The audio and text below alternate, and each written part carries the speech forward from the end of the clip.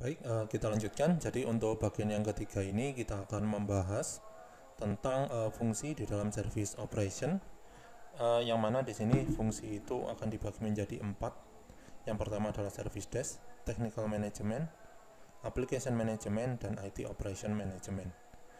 Di pertemuan atau di bagian yang ketiga ini kita akan membahas secara khusus tentang service desk terlebih dahulu. Oke, untuk pembahasan pertama di dalam fungsi service operation, kita akan mencoba untuk memahami terlebih dahulu apa yang dimaksud dengan fungsi, apa yang dimaksud dengan proses. Kalau proses itu kan berarti langkah-langkah atau urutan langkah yang bisa dilakukan untuk mencapai tujuan tertentu di dalam aspek yang ada pada service operation, itu yang disebut dengan proses. Misalkan event management. Event management merupakan proses yang dijalankan di dalam fase operasional untuk bisa mencatat setiap perubahan yang terjadi di dalam layanan teknologi informasi. Itu contohnya. Nah, bagaimana dengan suatu fungsi? Jadi, analogi dari suatu fungsi itu adalah seperti tim atau sekumpulan orang yang menjalankan proses-proses tertentu. Contohnya seperti apa? Contohnya seperti ini. Di dalam suatu layanan TI terdapat network team. Network team itu bekerjanya apa? Pekerjaannya adalah hanya bekerja jika terjadi suatu insiden di dalam suatu network atau jaringan pada sebuah layanan teknologi informasi, atau ketika mereka itu dipanggil atau bekerja ketika melakukan perubahan terhadap jaringan yang ada di dalam layanan teknologi informasi. Contohnya merubah switch, merubah router, melakukan subnetting dan sebagainya. Nah, ini merupakan suatu fungsi, ya. Network team ini merupakan suatu fungsi. Nah, di dalam ITIL, terutama di dalam service operation atau di dalam ITIL secara keseluruhan, terdapat 4 fungsi. Yang pertama adalah service desk, yang kedua adalah technical management, application management, dan IT operation management. Berarti di sini ada sekumpulan orang atau group of people atau tim yang bekerja untuk melakukan service desk. Ada sekumpulan orang atau tim yang kerjanya adalah untuk technical management, mengurusi technical management. Ada sekumpulan tim yang urusannya adalah untuk mengatur application management. Dan juga ada sekumpulan tim yang mengatur kegiatan operasional manajemen IT di dalam organisasi atau di dalam layanan TI. Yang mana di dalam IT operation management ini dibagi menjadi 2. Yang pertama adalah IT operation control dan facility management. Yang mana jika kita lihat berdasarkan hierarki seperti yang ada di dalam ilustrasi yang ada di bawah ini, fungsi yang ada di dalam suatu layanan TI itu ada 4: service desk, technical management, application management, dan IT operation management. Nah, service desk memiliki model-model. Yang pertama adalah local service desk, yang kedua adalah centralized service desk, dan yang ketiga adalah virtual service desk. 3 model ini digunakan untuk menyusun suatu struktur service desk. Yang kedua adalah technical management. Technical management ini tujuannya adalah tim yang mengurusi hardware-hardware yang ada di dalam organisasi. Di dalamnya ada tim yang khusus untuk menangani server, tim yang khusus untuk menangani network, dan tim yang khusus menangani storage. Bagaimana dengan application manager atau application management? Application management ini adalah tim yang mengelola aplikasi-aplikasi yang ada di dalam organisasi penyedia layanan IT, yang di dalamnya ada tim untuk mengelola SAP, tim yang bekerja di Java, tim HR, tim yang memiliki tanggung jawab untuk mengelola aplikasi human resource, dan sebagainya. Terakhir adalah IT operation management, yang mana IT operation management ini dibagi menjadi 2, yaitu IT operational dan facility management. IT operation management ini apa sih? Berarti tim-tim yang bekerja dengan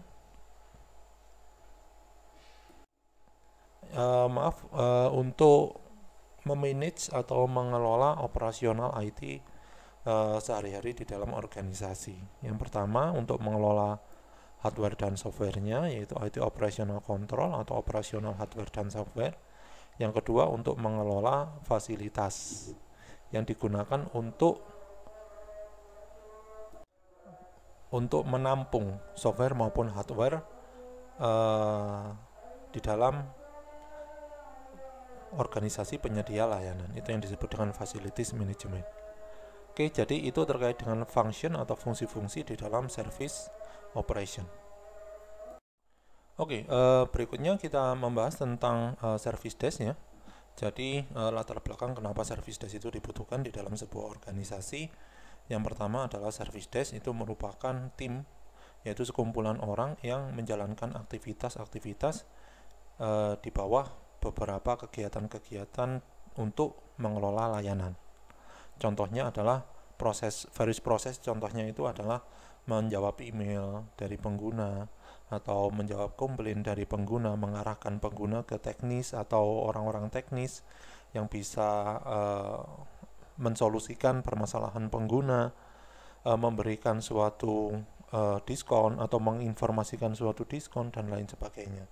Jadi di sini service desk itu merupakan atau didesain sebagai single point of contact antara bagian IT atau bagian teknik dengan end user. Ya. Jadi di sini ketika organisasi ingin ketika end user ingin atau customer ingin berhubungan dengan organisasi, seperti ingin mendapatkan informasi atau ingin melakukan komplain, maka single point of contact itu adalah kepada service desk. Ya. Jadi sebelum berhubungan dengan back end dari organisasi, dia harus berhubungan dengan service desk terlebih dahulu. Nah, selain sebagai single point of contact antara IT dengan end user, maka di sini juga berperan sebagai single point of contact antara supplier dengan organisasi, proses manager dengan organisasi, service level management dengan organisasi, availability serta capacity management dengan organisasi itu sendiri. Jadi di sini service desk itu tidak cuma menghubungkan user dengan bagian IT, tetapi juga untuk menghubungkan peran-peran internal yang ada di dalam organisasi penyedia layanan. Tuh. Nah, benefitnya apa dari atau manfaatnya apa ketika organisasi penyedia layanan itu menggunakan service desk? Setidaknya ada 4 benefit yang diharapkan untuk muncul. Yang pertama adalah untuk meningkatkan aksesibilitas dari end user, customer maupun supplier terhadap IT staff. Ya. Jadi untuk meningkatkan aksesibilitas dari end user, customer, supplier, dan kepada IT staff. Yang kedua adalah untuk mengoptimisasi penggunaan resource dari IT. Ya, kita harus paham bahwa sebelum ada suatu konsep service desk, kegiatan atau komunikasi antara tim teknis dengan customer itu sebenarnya berlangsung secara langsung. Ya, berjalan secara langsung. Namun itu terjadi atau itu dimungkinkan terjadi karena usernya masih bisa di-manage. Nah, bagaimana kalau misalkan ternyata usernya sudah sangat banyak dan itu juga tersebar di beberapa negara? Maka ya ternyata implikasinya adalah tim IT atau tim teknis akan kewalahan di dalam menjawab. Oleh karena itu dibutuhkan suatu service desk yang menjadi atau didesain sebagai single point of contact antara IT staff dengan end user atau dengan customer atau dengan supplier itu sendiri. Harapannya dengan adanya service desk ini maka akan didapatkan prioritisasi terhadap aksiden yang dialami oleh customer maupun end user sehingga IT resource atau IT staff itu bisa memanage pekerjaannya dengan baik. Ya, dengan adanya prioritisasi aksiden atau permasalahan yang ada, berarti IT staff itu diharapkan untuk menyelesaikan permasalahan yang paling urgent terlebih dahulu. Nah, berarti di sini dapat mengoptimisasi penggunaan resource IT. Yang ketiga, benefitnya itu adalah untuk meningkatkan customer service ya tentunya, dan untuk meningkatkan persepsi pengguna terhadap penyedia layanan. Maaf. Dan yang terakhir di sini adalah untuk mengoptimisasi cost atau biaya yang dapat memberikan support IT ke pengguna. Karena apa? Karena di sini biasanya yang dijadikan sebagai service desk itu adalah fresh graduate. Sehingga kalau misalkan yang dijadikan service desk itu adalah fresh graduate, berarti organisasi penyedia layanan tidak usah meng-hire orang yang paham tentang IT atau sudah berpengalaman tentang IT sebagai service desk. Ya cukup fresh graduate saja. Yang mana fresh graduate nanti itu akan melanjutkan komplain atau melanjutkan pertanyaan dari user langsung ke IT staff. Harapannya adalah dengan menggunakan fresh graduate untuk service desk ini, maka akan dapat dikurangi biaya yang dikeluarkan oleh organisasi untuk memberikan IT support. Nah, itu merupakan benefit serta latar belakang kenapa service operation itu dibutuhkan. Kenapa service desk itu dibutuhkan di dalam service operation. Oke, kita lanjutkan ke dalam objektif dari penggunaan service desk. Jadi kita harus paham sebelum membahas tentang objektifnya, kita harus paham terlebih dahulu bahwa service desk itu merupakan single point of contact antara IT staff dengan end user. Oleh karena itu, tim di dalam service desk itu diharuskan untuk memahami bagaimana cara untuk menghandle suatu insiden dan untuk mengelola request layanan dari customer sehingga dapat diprioritaskan insiden maupun request layanan. Selain itu, harapannya adalah tim-tim service desk itu harus memahami bagaimana caranya berkomunikasi dengan user dan stakeholder yang lain. Oke, jadi di sini kita harus paham setelah kita memahami tentang kebutuhan atau skill yang harus dimiliki oleh tim service desk, maka di sini harapannya dengan menggunakan service desk maka organisasi akan bisa memprioritaskan insiden dan service request dengan mengkategorikannya menjadi beberapa kategori dan mencatatnya melalui log. Nah, itu objektif yang pertama dari penggunaan service desk itu sendiri. Objektif yang kedua atau tujuan yang kedua di dalam penggunaan service desk itu adalah sebagai dukungan pertama yang diberikan oleh organisasi penyedia layanan untuk bisa mendiagnosa dan melakukan investigasi terhadap permasalahan yang ada. Itu ya, jadi harapannya adalah dapat secara cepat memberikan atau setidaknya berkomunikasi terkait dengan insiden yang terjadi atau permasalahan yang terjadi di dalam layanan dan juga menginvestigasi layanan yang atau insiden yang ada. Yang ketiga adalah untuk menjawab permintaan-permintaan layanan yang simple, ya, yang tidak membutuhkan kemampuan teknis yang tinggi. Nah, itu tujuan dari service desk yang ketiga. Tujuan dari penggunaan service desk yang keempat itu adalah untuk menyelesaikan insiden dan melakukan pemenuhan permintaan layanan dengan interaktif ke dalam user. Kita juga harus paham ya bahwa biasanya IT staff itu ketika melakukan komunikasi atau ketika berkomunikasi itu juga kurang memiliki atau sangat sulit untuk berkomunikasi, sehingga harapannya adalah bisa dibantu sehingga komunikasi itu bisa lebih interaktif dengan adanya service desk ini. Yang selanjutnya dari tujuan service desk itu sendiri adalah untuk berkomunikasi dengan user terkait tentang update dari penanganan insiden maupun request layanan yang ada.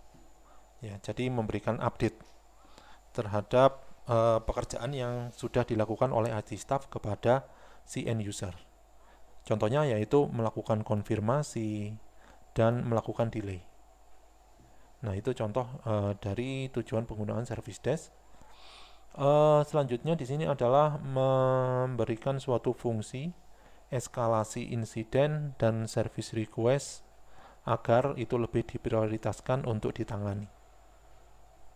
Dan terakhir, tujuan dari service desk itu adalah untuk melakukan survei kepuasan dan mendapatkan feedback dari user terkait dengan apakah utility dan warranty yang ada di layanan IT itu sudah terpenuhi atau tidak. Nah, itu merupakan beberapa objektif dari service desk. Berikutnya kita akan membahas tentang struktur yang ada di dalam service desk. Nah, jadi sebelum kita membahas tentang struktur service desk, kita harus paham dulu tentang apa yang dimaksud dengan struktur organisasi ya. Kenapa sih harus ada struktur organisasi? Jadi struktur organisasi itu ada karena Organisasi itu merupakan kumpulan dari orang-orang yang memiliki tujuan yang sama, yang melakukan kegiatan sosial antara satu dengan yang lain. Kalau misalkan di dalam suatu tim atau di dalam suatu kumpulan orang itu memiliki tujuan yang sama, dan tiap orang itu harus melakukan kegiatan sosial antara satu dengan yang lain, maka dibutuhkan suatu struktur untuk bisa menentukan hierarki maupun pola komunikasi yang harus berjalan antara satu orang dengan yang lain. Nah, pola komunikasi dan hierarki itu yang disebut dengan suatu struktur organisasi.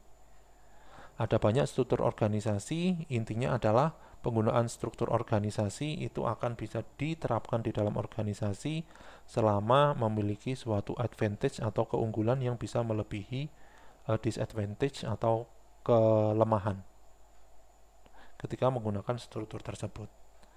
Nah, karena service desk ini merupakan atau suatu kumpulan orang juga seperti organisasi yang tujuannya itu sama dan juga di dalamnya itu tergabung ke dalam suatu tim, maka service desk tersebut harus distrukturisasi atau harus memiliki suatu struktur.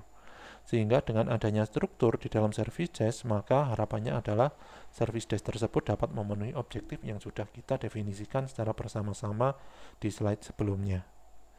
Nah, di sini kita bisa melihat ada setidaknya 3 struktur dari service desk. Yang pertama adalah lokal, ini ya, local service desk. Yang kedua adalah centralized service desk, dan yang ketiga adalah virtual service desk. Nah, apa perbedaan antara lokal, centralized, dan virtual service desk? Kalau misalkan bisa kita lihat berdasarkan ilustrasi saja seperti yang ada di bawah ini, local service desk di sini berarti service desk itu ada di tiap-tiap cabang dari sebuah organisasi penyedia layanan.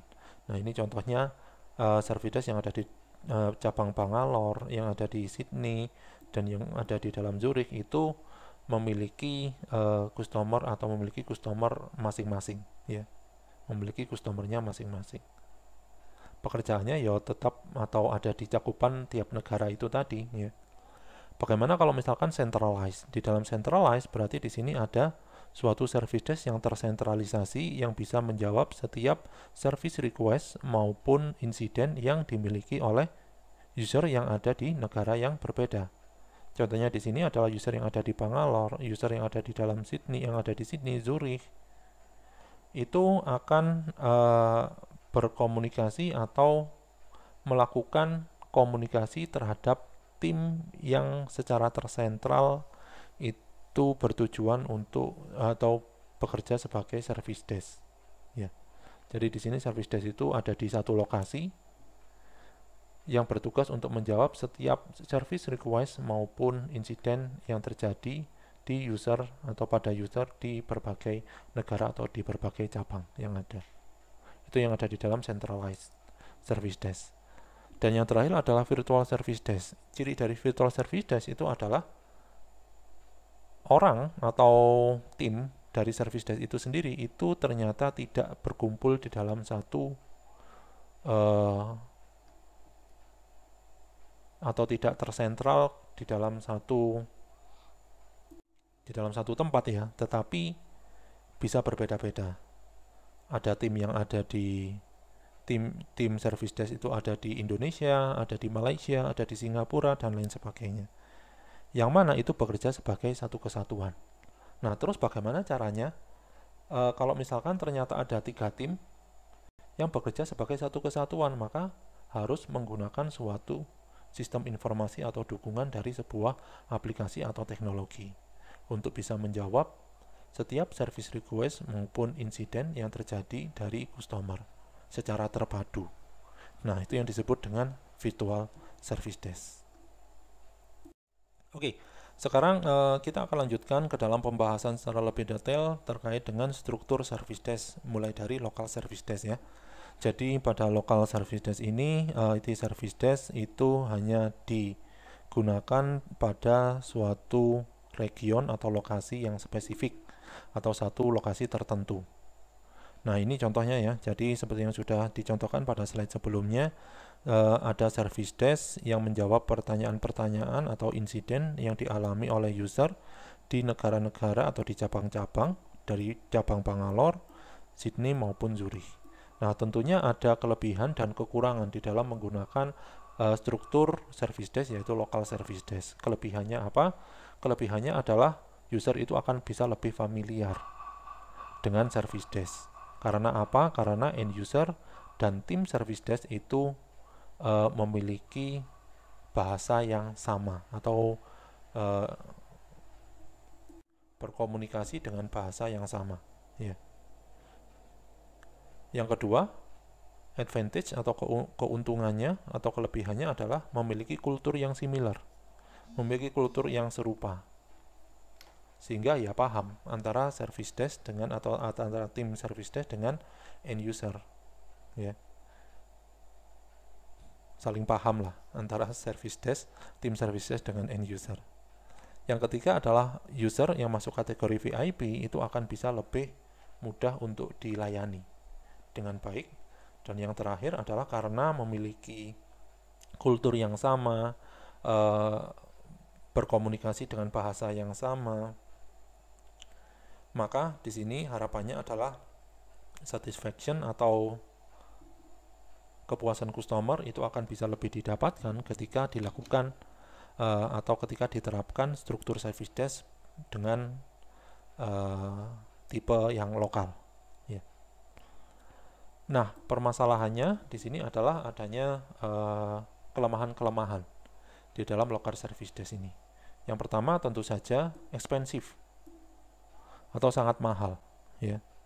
Tiap-tiap service desk ini harus memiliki suatu infrastruktur, berarti tiap-tiap cabang itu harus memiliki infrastruktur yang hanya diperuntukkan bagi service desk masing-masing. Berarti mahal nih. Yang kedua, biasa saja di dalam satu negara atau di dalam satu cabang itu ternyata komplain maupun service request-nya itu tidak banyak. Sedangkan di cabang yang lain atau di negara yang lain itu sangat banyak.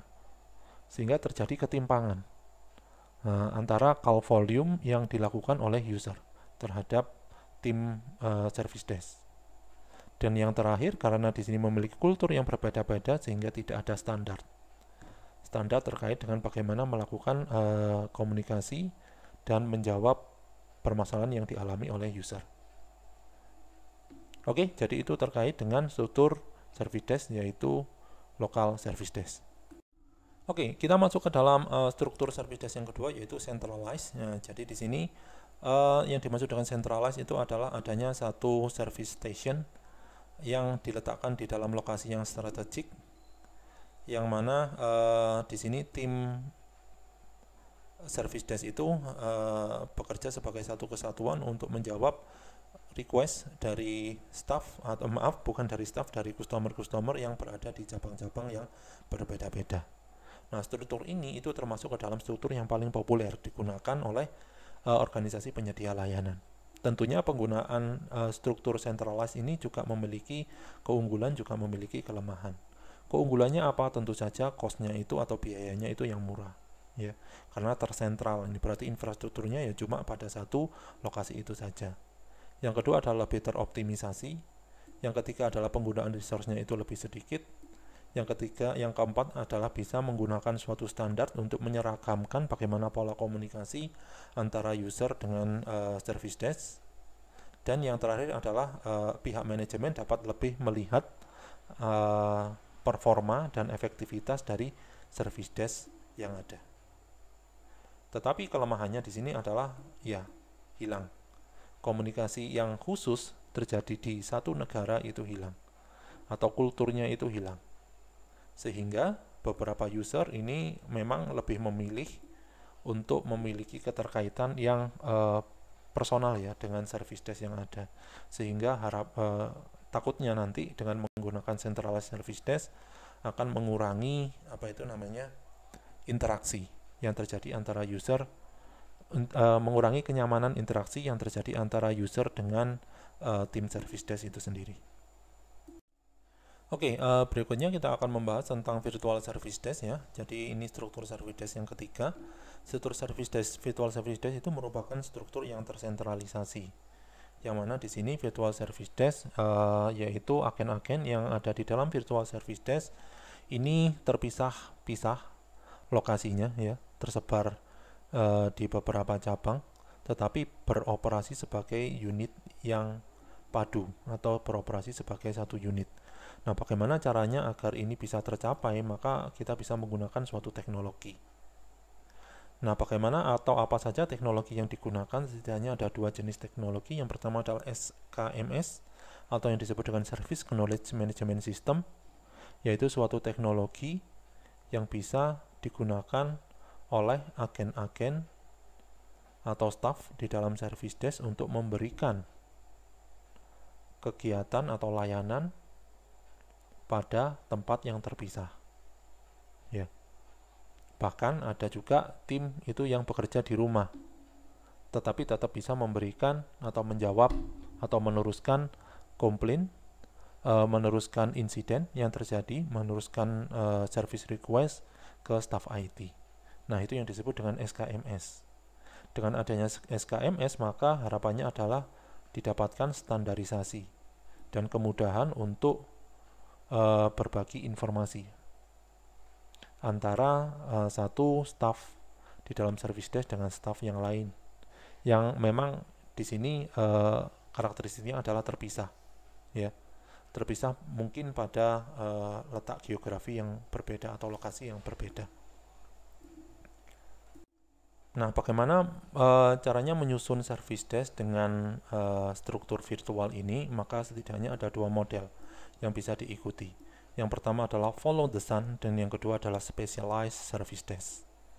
Nah, apa yang dimaksud dengan follow the sun atau model follow the sun service desk atau virtual service desk ini? Yang dimaksud dengan follow the sun adalah organisasi menyediakan suatu layanan service desk atau tim service desk itu bekerja 24/7 selama 365 hari di dalam satu tahun. Nah, bagaimana cara bisa memenuhi hal itu? Maka di sini organisasi penyedia layanan itu bisa menempatkan service desk itu pada lokasi-lokasi yang memiliki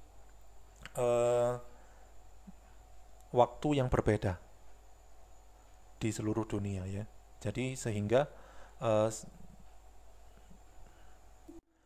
tim service desk tersebut dapat melakukan kegiatannya selama ya 24/7. Contohnya, misalkan satu service desk ditempatkan di Indonesia, satu service desk lagi ditempatkan di Cina misalkan, satu service desk ditempatkan di India, terus di Arab Saudi, terus habis itu di Eropa.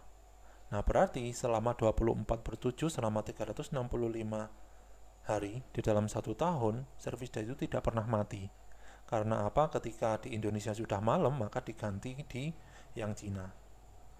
Yang Cina sudah malam berganti di India. Yang di India sudah malam, jam kerjanya sudah tidak ada, berarti dialihkan service desk-nya ke service desk yang ada di Eropa, begitu seterusnya. Nah, tentu saja penggunaan model ini memiliki beberapa keunggulan. Keunggulannya apa? Keunggulannya adalah tersedia 24/7. Tetapi kelemahannya apa? Kelemahannya adalah kadang ketika user atau customer itu melakukan request atau melaporkan insiden, orang yang menjawab itu ternyata dialeknya berbeda-beda, sehingga biasanya kurang nyaman, ya. Nah, itu yang terjadi di dalam model follow the sun. Nah, yang kedua adalah model specialized service desk. Nah, specialized service desk itu seperti apa sih? Specialized service desk itu menggunakan bantuan dengan teknologi yang disebut dengan EVE atau Interactive Voice Response, yaitu suatu teknologi yang secara otomatis menjawab telepon dan mengarahkan request dari user itu ke staff IT tertentu. Modelnya itu seperti ketika kita komplain di service center mandiri lewat telepon. Maka ketika kita komplain akan diarahkan. Komplainnya itu terkait dengan kehilangan, atau terkait dengan pemindahan buku, atau terkait dengan penutupan rekening, atau yang lain. Nah, itu merupakan EVE atau Interactive Voice Response, yaitu sistem atau aplikasi yang bisa menjawab request kita dan mengarahkan request kita ke staff IT tertentu.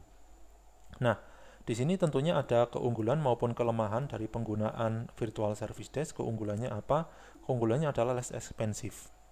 atau dapat menurunkan atau menekan biaya yang dikeluarkan untuk service desk itu sendiri. Yang kedua adalah resilient by eliminating single point of failure.